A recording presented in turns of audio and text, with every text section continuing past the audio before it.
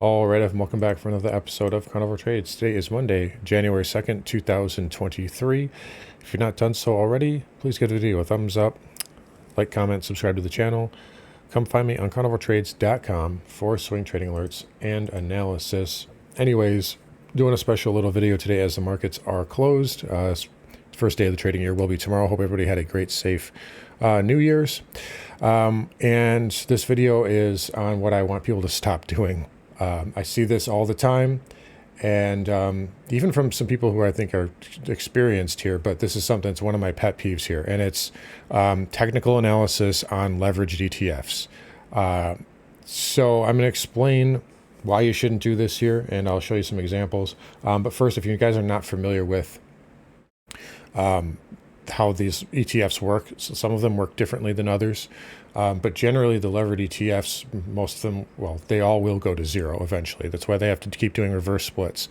And if you're curious as to why, if that doesn't make sense, I'm trying to help you out here. So let's just take a calculator and clear this out. So let's just say you have an ETF that's leveraged to the spiders, right? Let's say it's an inverse like SPXS, okay? Let's assume let's just say it's at $10. The spiders go up 1%, right? So that means this goes down 0.03%. So we're just going to take 10 times 0.03. So that is going to take 30 cents off, obviously. 9.7 is your new total. The next day, let's say the spiders go down 1%. So you just recovered all your losses, right? Because now you just went up 3. Wrong. So 9.7 times 0.03 is 29.1. So you're actually losing a little bit of, you're actually losing slippage here. There's slippage on a daily basis. And this is reflected over time. Now you might say, well, it's only like half of a cent or something like that. Over time, this definitely adds up. And let me show you here. So let's just go over to a naked chart and we'll just show this trend line. So everybody's aware, obviously, the same trend line on the spiders. I'm just choosing this one because it's easy for everybody to see and everybody's familiar with it. Well, SPXL should be the same exact thing, right? Well, you can already see it right now. You don't even have to, I don't even have to draw it in, but you can visually see it's not the same. So take a look at the amount of slippage here. Now, let's say you went short up here based off of this trend line. You still would have made money by now, but look at all the value you left on the board. So again, to go back over here,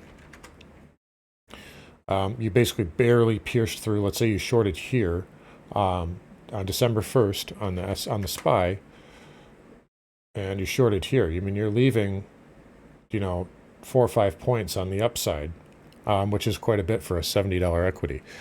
So this is something that, I see done a lot. And, over time, this gets even worse. I mean, it's significantly worse. As I can show you here with USO, for instance. Now, this one actually is just a one-time ETF, right? So this doesn't even have leverage to it. So this one should be perfectly okay to track the price of crude, right? Not necessarily. So let's just take a monthly chart here and look at where USO was in 2008. So all the way up at $900 a share for this ETF. It's at 70 now. Take a look at actual crude. And it got all the way up to, just under 150, and it's at 80 now. I don't know if there's do I need to take the calculator out for you guys to figure out the discrepancy there? Clearly not, obviously. But you see the point is, these levered ETFs, or not levered ETFs rather, but some of these ETFs, USO, BITO is one, they have contango. So whenever futures contracts roll over, and I'm sure you could hear the cat meowing here, she probably wants to eat, but whenever these futures contracts have rollover, if there is contango, meaning the new contract has a price that's pulled forward more, it doesn't get factored in because these ETFs reset every day. So it's just whatever the price opens at, that's what it reflects. So if it gaps up, if crude is set to gap up, USO will just reflect where it was the previous day. And then let's say crude fades after gapping, USO could turn negative. A good example here is nat gas. So take a look here. Nat gas closed at 573 on 1026. The previous day it gapped up to 619 on 1027. So that's about an 8% move. So Boyle, right, 2 times long nat gas should have been up 16%, right? Wrong. Boyle was actually down for the day. It actually gapped down and sold off intraday and closed red. So you can see here, sorry, not crude there, but you can see as nat gas gapped up, it had faded lower, which then had to be reflected in the price of Boyle. So again, you're seeing here slippage literally on a daily basis with all of these equities.